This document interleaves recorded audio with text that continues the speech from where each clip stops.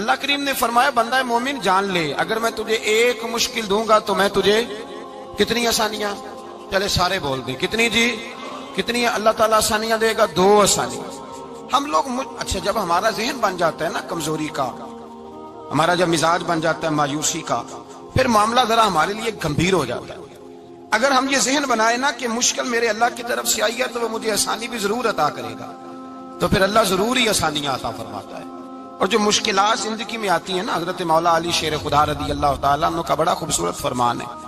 حضرت علی فرماتے ہیں جب تجھے مشکل آتی ہے تو وہ تجھے رب کا پتہ بتانے آتی ہے، وہ تجھے اللہ کا پتہ بتاتی ہے، اس لیے کہ جب تو سارے اسباب کر لیتا ہے، جو ضرورت ہوتی ہے پوری کرتا ہے، تندرست ہو کے وہ کام کرتا ہے، پھر بھی کام نہیں ہوتا، تو اس کا مطلب ہے کرنے والا تو نہیں، کرنے والا کوئی اور ہے، جو کام کرنے والا کوئی اور ہے۔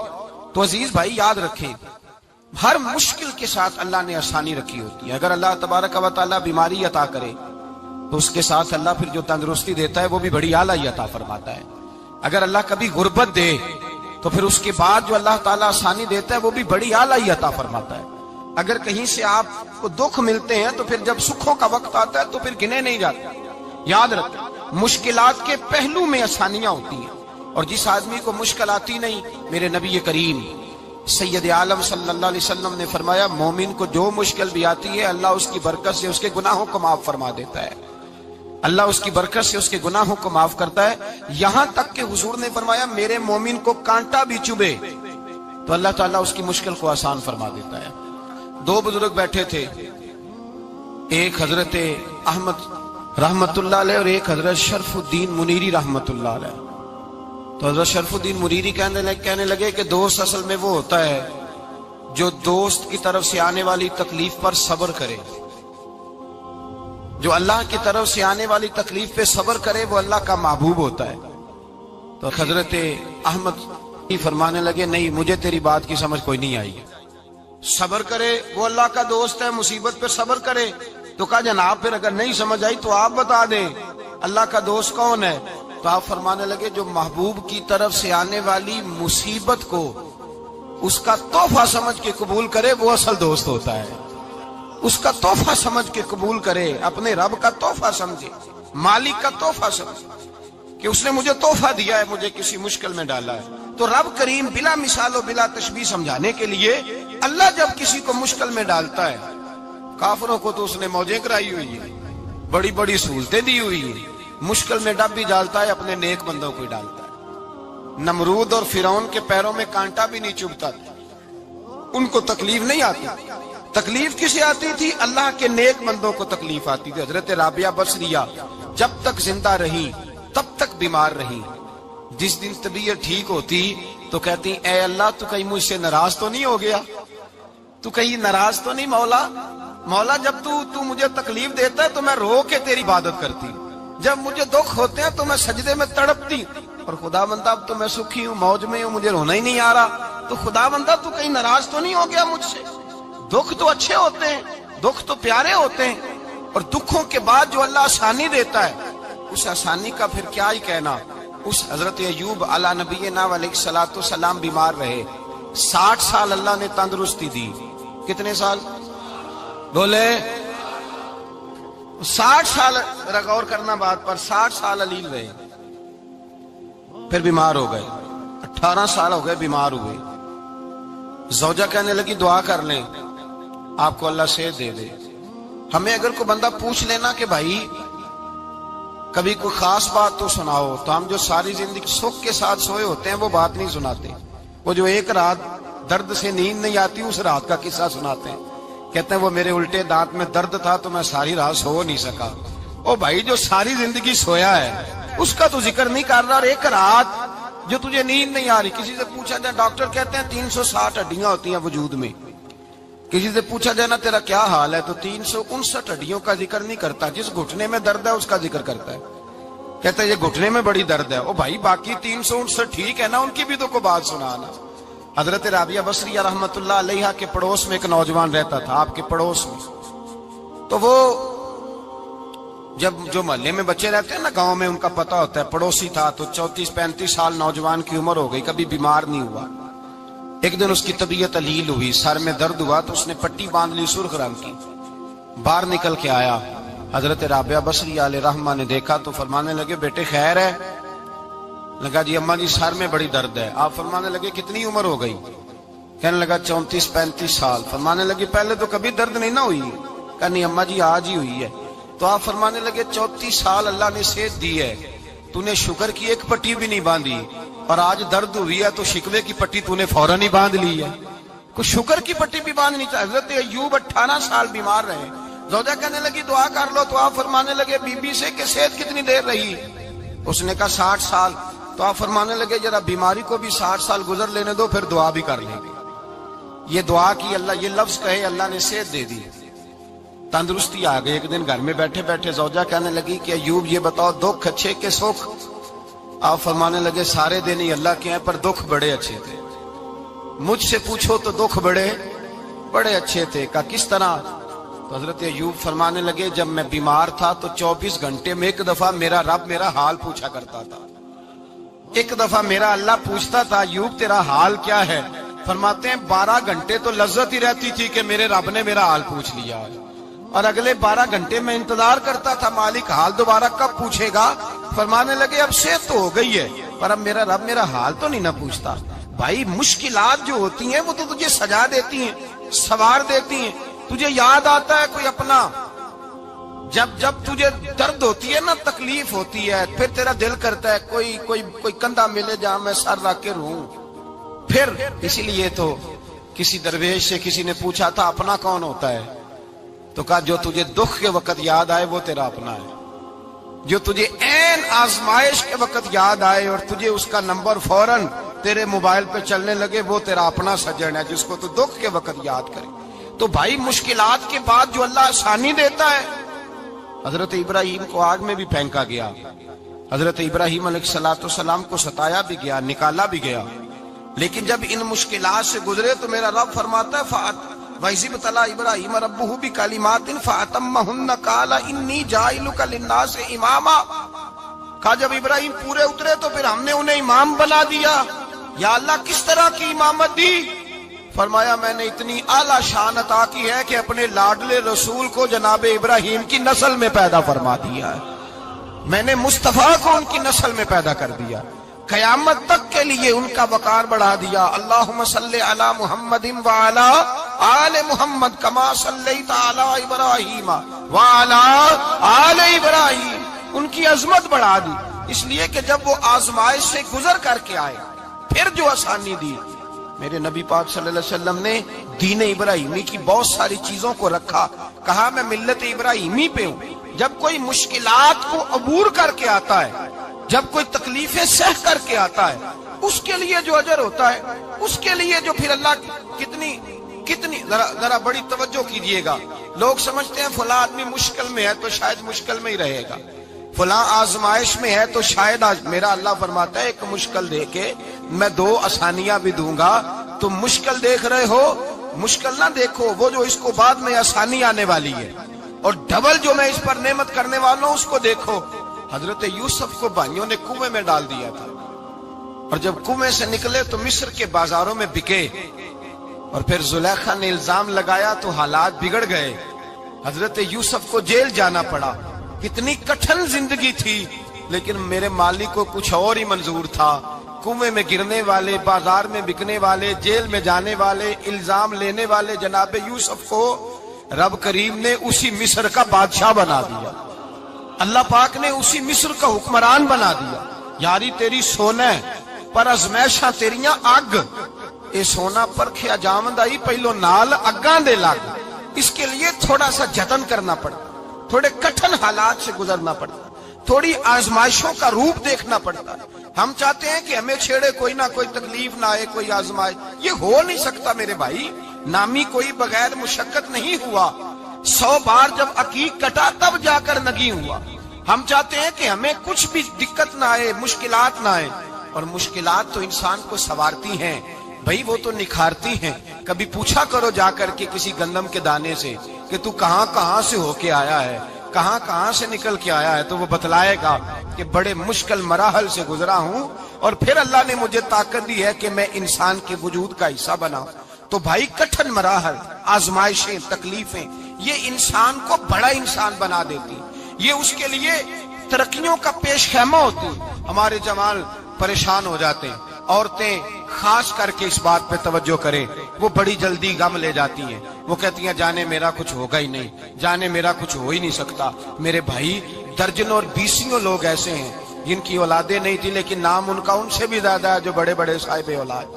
حضرت عبداللہ مزنی حضور کے غلام تھے، قبیلہ مزن کے رہنے والے، والد فوت ہو گئے، چچا نے پالا تھا، اسلام قبول کر لیا۔ چچا اسلام کا بڑا دشمن ہے، حضور کا نام آئے تو جلال کرتا، حسد اور بغض میں جل جاتا، بڑی اسلام کے ساتھ دشمنی اور عناد رکھتا ہے۔ حضرت عبداللہ کہتے ہیں پہلے تو میں عشق رسالت کو دباتا رہا، پھر یہ چنگاری شعلہ بن گئی، پھر کہ یہ ہلکا سا جذبہ سمندر اور صحرا کا روپ دھار گیا۔ فرماتے ہیں ماں تھی اور میں تھا، میں گیا جا کے چچا سے کہا میں نہیں رہ سکتا۔ کہاں جائے گا؟ تو میں نے دھیمے لہجے میں کہا میں مدینے جاؤں گا، اب میں رسول اللہ کے مدینے جاؤں گا، اب میرا گزارا نہیں ہوتا، اب میں جاؤں گا۔ کہتے ہیں چچا کہنے لگا اچھا تو وہاں جائے گا؟ تجھے میں نے پالا، میں نے پوسا، وہ مکان میں نے تجھے بنا کے دیا، تیری جیب میں جو پیسے ہیں میرے دیے ہوئے ہیں۔ کہتے ہیں میں نے کہا چچا میں سارا کچھ سوچ کے آیا ہوں، مکان بھی تو رکھ لے، پیسے بھی رکھ لے۔ کہتے ہیں اس نے ہر چیز رکھوا لی۔ جب پلٹنے لگا تو چچا کہنے لگا جو کپڑے تو نے پہنے ہیں یہ بھی میں نے خرید کے دیے تھے۔ حضرت عبداللہ فرماتے ہیں میں نے وہ کپڑے بھی اتار کے دیے، برہنہ حالت میں میں ماں کے پاس گیا اور میں نے کہا اماں میں پہلے بھی تو ننگا پیدا ہوا تھا، تو نے ہی کپڑے پہنائے تھے، میرا پھر بدن ننگا ہو گیا ہے، کپڑے دے دے۔ کہتے ہیں 2 بیبیوں والے کپڑے اماں نے دیے، ایک میں نے تامت باندھ لی، دوسرا اوڑھ لیا اور مدینے پہنچا۔ کہتے ہیں جب میں ٹھنڈی رات مدینے پہنچا تو کالے رنگ کے حبشی غلام حضرت بلال دودھ کا پیالہ لیے کھڑے تھے، ہاتھ میں کھجوریں تھی، کمبل تھا، کہنے لگے آ جا آ جا۔ مصطفیٰ نے فرمایا تھا قبیلہ مزن سے میرا غلام آ رہا ہے، میں ساری رات سے تیرا انتظار کر رہا ہوں۔ حضرت جناب سیدنا عبداللہ رضی اللہ تعالیٰ عنہ فرماتے ہیں میری مشکل آسان ہوئی، فرماتے ہیں مجھے مدینے میں اعزاز مل گیا، مجھے عزت مل گئی، ہر آدمی میری قدر کرنے لگا۔ گویا بزرگ کہتے ہیں کہ حضرت عبداللہ دعا کرنے لگے کہ اے اللہ تو نے مجھے بڑی شان دی ہے مصطفیٰ کی گود میں، اگر اسی رحمت کے چھاؤں میں پردہ کر دوں تو میری بات بن جائے گی۔ حضرت عبداللہ کا وصال بھی رسول اللہ کی گود میں ہی ہو گیا، گود میں، نہ کوئی رشتہ دار، نہ کوئی تعلق دار، نہ کوئی ہمسایہ اپنا، نہ کوئی چچا، نہ کوئی ماموں، شہر میں تنہا اسی کسے دے کچھ نہیں جے لگ دے تے نہ کوئی ساڈا دردی، تنہائی۔ جنازہ اٹھا تو اٹھانے والے کون ہیں؟ ابو بکر صدیق، فاروق اعظم، عثمان غنی، مولا علی، حسنین کریمین جنازے میں شامل۔ میرے رسول پاک صلی اللہ علیہ وسلم نے جنازہ پڑھایا، دیکھو مشکل کاٹی تھی تو آسانی کا رنگ دیکھو، آسانی کا انداز دیکھو۔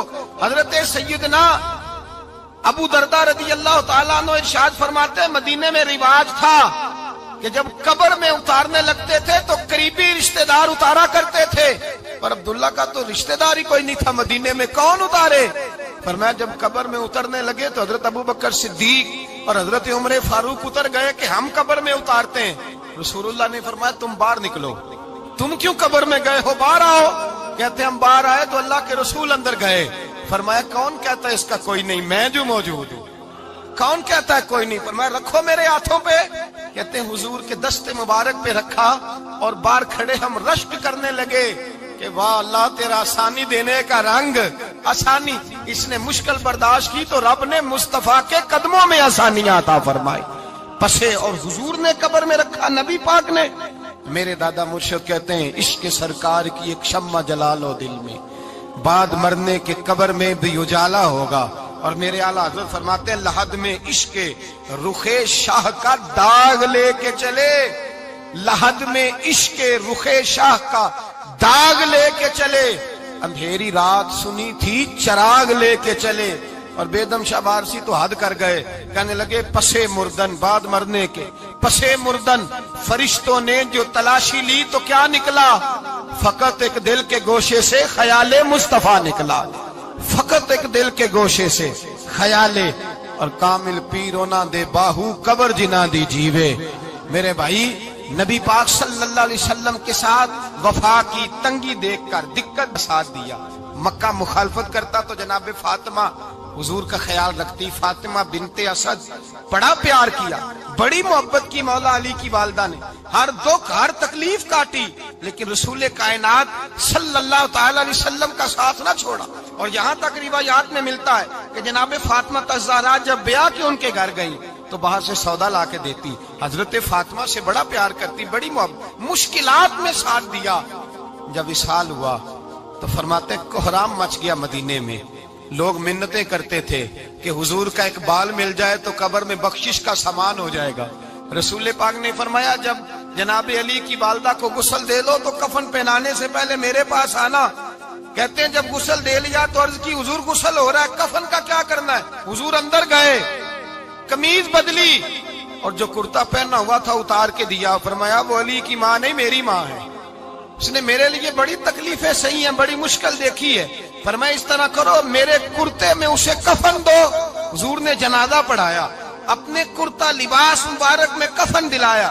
پھر جب وہ دفن ہوئی تو حضور قبر پہ کھڑے ہوئے, کھڑے ہو کے فرمایا اے اللہ اپنے سارے نبیوں کے وسیلے سے اور میرے وسیلے سے میری اماں کی بخشی فرما دے. پھر جو آسانیاں ملی ان لوگوں کو تو ان کی قبروں تک آسانیاں ملی, پھر ان کو قیامت تک کے لیے آسانیاں ملی جنہوں نے مشکلات کو دیکھا. اور بھائی جو سوئے رہے, جو آرام کرتے رہے, جنہوں نے مناسب ہی نہ سمجھا کوئی کٹھن مرحلہ طے کرنا, جنہوں نے کہا نا نا نا نا ہم تو سکھ کے ساتھی ہیں, ہم تو سکون کے ساتھی ہیں, بھائی ہم تو سلوٹ کے ساتھی ہیں, جب موجیں لگے گی تو دوڑ کے پہنچیں گے, کہیں گے ہمارا بھی تعلق بنتا ہے, ہماری بھی رشتہ داری ہوتی ہے, ہمارے بھی رابطے ہوتے ہیں, پھر دوڑ کر کے پہنچیں گے. اصل ساتھی وہ ہوتا ہے جو دکھ کا ساتھی ہوتا ہے, آزمائش کا ساتھی, مشکلات تجھے اونچا اڑاتی. حضرت سلمان فارسی کہتے ہیں میں نبی پاک کی تلاش میں نکلا تھا, حضور کی تلاش میں نکلا, اور میں نے کئی سال حضور کو ڈھونڈا, کبھی ایک دروازے, کبھی ایک دروازے, کبھی دوسرے دروازے, کبھی تیسرے دروازے. فرماتے میں شہزادہ تھا پر بکتا بکاتا مدینے آیا, میں نے نبی پاک کی تلاش میں یہودیوں کی غلامی بھی کی, تیری تلاش میں پھرا میں جنگل پہاڑ اور دشت میں. فرماتے ہیں بڑی تکلیف کاٹی, بڑی آزمائش دیکھی, لیکن اس دن مجھے سارے دکھ بھول گئے, اس دن میری ساری تکلیفیں آسانیوں میں بدل گئی جس دن میرے نبی نے میرا بازو تھام کے کہا سلمان منا اہل البیت. فرمایا سلمان کو تو میں نے اپنی اہل بیت میں شامل کر لیا ہے. فرماتے اتنی بڑی فضیلت کہ میں رسول اللہ کے خاندان میں جا شامل ہوا. تو بھائی یاد رکھیں جب آپ کو مشکل آتی ہے تو آپ کو آسانی دینے کے لیے آتی ہے, جب آپ کی طرف کوئی آزمائش آتی ہے تو آسانی دینے. یہ بات صحیح ہے کہ بیٹیاں پیدا ہونے پہ مشکل ہوتی ہے, ان کے نصیبوں سے ڈر آتا ہے, پر جتنی آسانی اللہ بیٹیوں کے باپ کو عطا کرتا ہے اور جتنی رحمت رب بیٹیوں کے باپ پہ فرماتا ہے اتنی بھی کسی اور کے حصے میں نہیں آتی. اس میں شک کوئی نہیں کہ بوڑھے ماں باپ کو جب سنبھالنا پڑے تو مشکل ہوتی ہے. بوڑھوں کی طبیعت بچوں جیسی ہو جاتی ہے, دقت ہوتی ہے, آزمائش ہوتی ہے, ان کی بات سننا بعض اوقات کڑوا لگتا ہے, ان کی فرمائشیں بعض اوقات بچوں کی طرح ایسی ہوتی ہیں جو حل نہ ہو سکیں. لیکن یہ وہی ماں باپ ہیں جن کی نوکری کے بارے میں میرے مصطفیٰ نے فرمایا اگر تو ایک رات انہیں خوش کرنے میں کامیاب ہوا تو اللہ 2 حج اور 2 عمرے کا ثواب عطا فرمائے گا. اس میں شک نہیں کہ بہت سارے کام مشکل ہوتے ہیں, کٹھن ہوتے ہیں, آزمائش والے ہوتے ہیں, اس میں کوئی شک نہیں کہ اس دور میں دین کا کام بڑا مشکل ہے, دعوت و تبلیغ کا سلسلہ بڑا کٹھن ہے, اس دور کے اندر حق بات بیان کرنا بڑا ہی مسئلہ ہے, اس دور کے اندر لوگوں کو کھری بات پہنچانا اور بتانا یہ اپنے ہاتھ میں آگ کا انگارہ پکڑنے کے مترادف ہے. لیکن میرے مصطفیٰ نے فرمایا تھا اس دور میں جب فتنہ ہو من تمسک بسنتی اندہ فساد امہ فلہ اجر 100 شہید. فرمایا اس دور میں جب آزمائشیں آ جائیں, تکلیفیں آ جائیں, اس دور میں جو میری سنت پر عمل کرے گا, رسول پاک کا وعدہ ہے اللہ ایک سنت پر عمل کرنے والے کو 100 شہیدوں کا ثواب عطا فرمائے. اللہ 100 شہیدوں کا درجہ دے گا اسے. تو بھائی جس قدر مشکل زیادہ اس قدر آسانی بھی, اس قدر اجر بھی زیادہ. مشکلات سے گھبرایا نہ کریں, ذہن بنا لیں کہ جس رب نے دی ہے وہی اللہ نجات بھی عطا فرمائے گا. انسان آسان ہو جاتا ہے. ہم لوگوں نے نا دوڑ صرف سکھ کٹھے کرنے کے لیے لگا لی ہے, سکھ کٹھے کرنے کے. وہ لوگ دکھوں میں راضی رہتے, دکھوں میں راضی رہتے تھے، آزمائشوں میں۔ ہمارا دعویٰ ہے رب رسول سے پیار کا، اور میرے حدیث بخاری میں ہے، فرمایا جو مجھ سے جتنا زیادہ پیار کرے گا اتنا اس کی طرف مشکل زیادہ آئے گی۔ حضرت ابو بکر شبلی رحمت اللہ علیہ سے کچھ لوگ ملنے آئے، کہنے لگے صاحب ہمیں آپ بڑے اچھے لگتے ہیں، بڑے پیارے لگتے ہیں، آپ کی زیارت کرنے آئے، دل کرتا ہے 2 گھڑیاں پیر دبا دیں، دست مبارک چوم جائیں، دست بوسی ہو جائے، دل کرتا ہے۔ آپ نے فرمایا واقعی مجھ سے پیار ہے؟ کہا حضور بڑا پیار ہے۔ فرمایا سوچ لو کا صاحب بڑا پیار، پھر سوچ لو کا بڑا پیار ہے۔ حضرت ابو بکر شبلی دیوانے سے آدمی تھے، پتھر اٹھائے روڑے اور زور زور سے ان لوگوں کو مارنے شروع کر دیے، دوڑ گئے، کہنے لگے بابا تو پاگل ہو گیا ہے۔ جب دوڑے تو حضرت ابو بکر شبلی فرمانے لگے بس تم تو کہتے تھے ہمیں پیار بڑا ہے۔ کہا حضور کیا مطلب؟ آپ فرمانے لگے اگر تمہیں مجھ سے پیار ہوتا تو میرے روڑے کھا کے میرے دروازے پہ مر جاتے، کبھی میرا ساتھ چھوڑ کے نہ جاتے۔ تمہیں پیار نہیں، تم سکھ کے سجن ہو، تم چوری کھانے والے میاں مٹھو ہو، تم تو اس لیے آئے ہو کہ یہاں برکتیں ملیں گی، موجیں ملیں گی، تمہیں پیار نہیں۔ ہمیں خدا رسول سے پیار بھی ہے، ذرا سی آزمائش آئے رونے بیٹھ جاتے ہیں، غریب بھی رو رہا ہے، بیمار بھی رو رہا ہے، تنگ دست بھی رو رہا ہے، اور جو آدمی کسی مشکل میں گرفتار ہے وہ بھی کہتا ہو جتنا میں الجھ گیا ہوں ہے ہی کوئی نہیں۔ اٹھیں، بیدار ہوں، اپنے آپ کو توانا کریں، اپنے اندر جولانیاں پیدا کریں، یاد رکھیں جتنی مشکل سخت ہوگی اتنی آسانی بھی اللہ زیادہ ہی عطا فرمائے گا۔ اللہ تعالیٰ زیادہ اور وعدہ کیا اللہ پاک نے، فَإِنَّ مَعَ الْعُسْرِ يُسْرًا إِنَّ مَعَ الْعُسْرِ يُسْرًا، فرمایا اگر میں تمہیں ایک مشکل دوں گا تو میں تمہیں 2 آسانیاں عطا فرماؤں گا۔ اللہ تعالیٰ ڈبل آسانی دیتا ہے اگر کسی پر مشکل ڈالتا ہے۔ اپنے آپ کو کمزور نہ کریں، ذہن بنائیں دکھ سہنے کا، مزاج بنائیں تکلیف برداشت کرنے کی، پھر یہ مشکل نہیں ہوگا، پھر آسانی سے بندہ گزر جائے گا۔